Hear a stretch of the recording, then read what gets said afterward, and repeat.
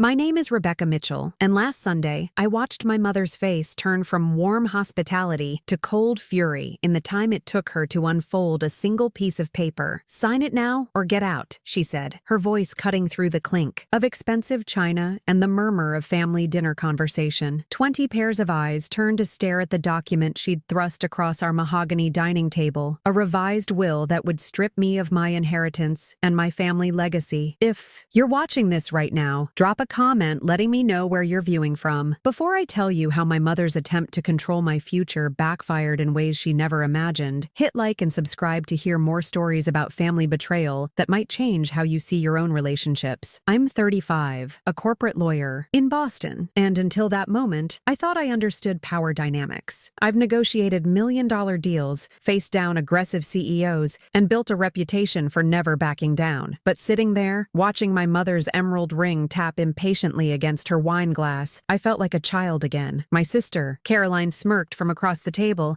while my brother Thomas studied his plate with suspicious intensity. The air felt thick with decades of unspoken resentments and carefully curated appearances. What happened next would shatter our family's perfect facade and teach my mother a lesson about control she'd never forget. Growing up in Beacon Hill, our family's wealth wasn't just money. It was a weapon my mother wielded with surgical precision. Every decision, from our private school choices to our summer internships, was calculated to maintain the Mitchell family's sterling reputation. My father had built a real estate empire from nothing, but it was my mother, Elizabeth, who transformed that success into social currency. She'd perfected the art of conditional love long before my father's death 3 years ago. Caroline, my older sister, learned early to play along, becoming mother's perfect echo, right down to her carefully highlighted hair and strategic charity board positions. Thomas, my younger brother, chose the path of least resistance, letting mother orchestrate his life while he nursed his quiet resentments with expensive whiskey. But I was different. I chose law school instead of the family business, bought my own apartment instead of living in a family property, and built my career without touching my trust fund. Each independent decision was a paper cut to mother's control, and she never forgave me for bleeding outside her carefully drawn lines. When father died, he left everything to mother, trusting her to distribute the inheritance fairly among us. The original will had been equitable, each sibling receiving an equal share once mother passed. But lately, she'd been hinting at changes, suggesting that loyalty should be rewarded and independence came at a cost. The new will's terms were brutally simple. To receive my share, roughly $40 million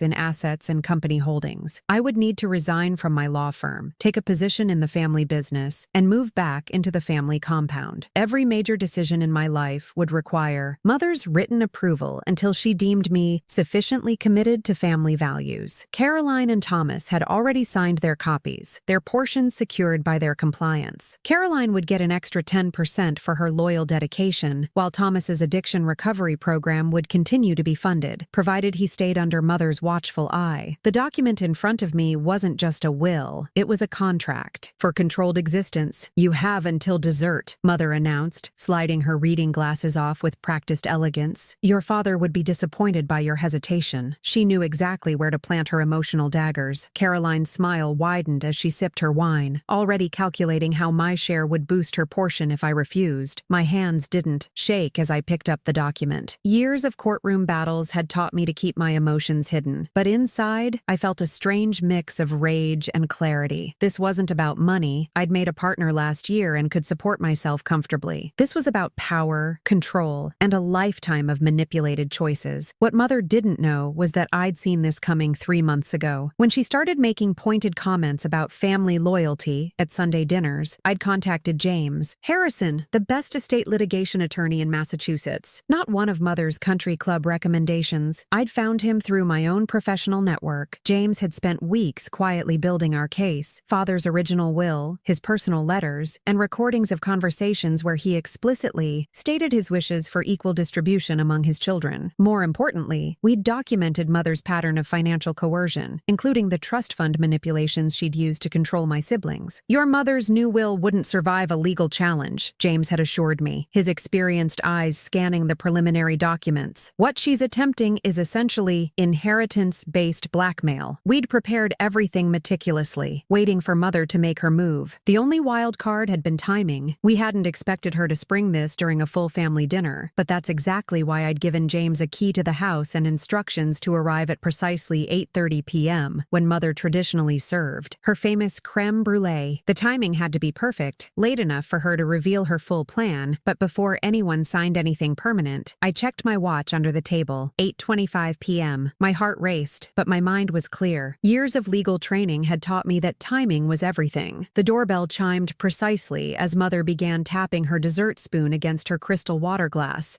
her signature call for attention, her perfectly lined eyebrows furrowed at the interruption. "Margaret," she called to our housekeeper. "We're not expecting anyone else." But it wasn't Margaret who entered the dining room. James walked in, his leather briefcase and confident stride a stark contrast to our family's carefully orchestrated evening. Mother's face flickered with recognition. She'd seen him in court, just never expected him in her home. "Mrs. Mitchell," James said, his voice carrying the weight of 20 years of legal victories, "I believe we need to discuss the document you're pressuring your daughter to sign." Caroline's wine glass froze halfway to her lips. Thomas finally looked up from his plate, his eyes darting between Mother and me. Mother's composure cracked for just a moment before her social training kicked in. "This is a private family matter," she said, her voice arctic. "I don't recall inviting legal counsel to dinner." "I did." I stood, my chair scraping against the hardwood floor. "And I've invited the trustees of Father's original will to join us shortly. They're very interested in discussing how you've been reinterpreting his wishes." The color drained from Mother's face as James began unpacking documents that would unravel her carefully constructed plan. The following weeks transformed our family's private power struggle into legal warfare. Mother hired 3 separate law firms, each more expensive than the last, but she'd underestimated my preparation. James presented evidence methodically. Father's original will, dated video recordings of him discussing his wishes for equal distribution, and documented patterns of Mother's financial manipulation. The turning point came when Thomas unexpectedly took the stand. His hands trembled as he detailed how Mother had weaponized his addiction recovery,